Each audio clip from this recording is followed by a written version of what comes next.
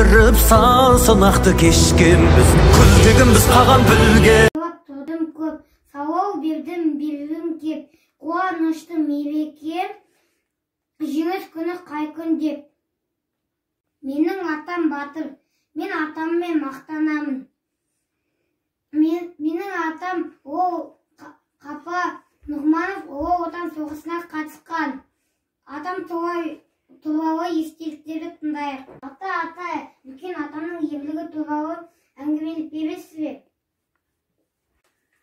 Менің әкем Нұғманов Қапа 1926 жылы Орал облысы Қаратөбе ауданы Қаракөл селосында дүниеге келген.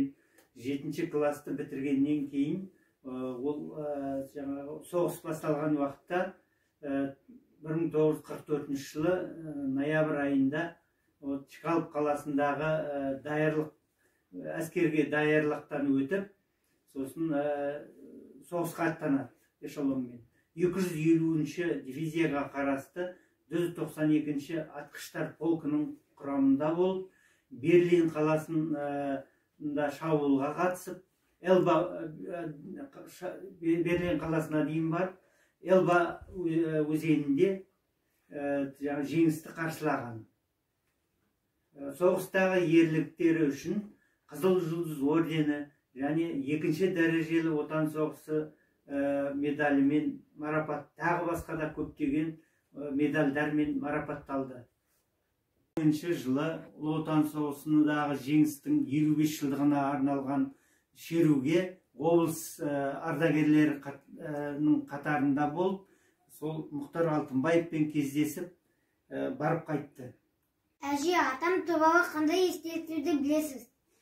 Ата, мен осы шаңырақта ата туралы айтатын болсам, көптеген естеліктері бар. Мен сол шаңырақтың ең үлкен келінімін.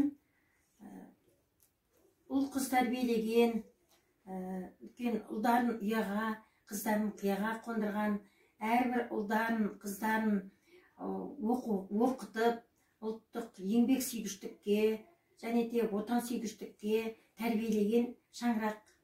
Әкемнің ерлік істері ұрпақтарым сіздерге аманат. 9 мамырда гүл қоямын ауыл қабырға, еске алып атамды, өн қосамын дабырға. Үмітін ақтаймын деп сөз беремін. Бақыт гүлі терген күн құтты болсын. Біргеміз, құламаған елміз мүлде біз, әлі біз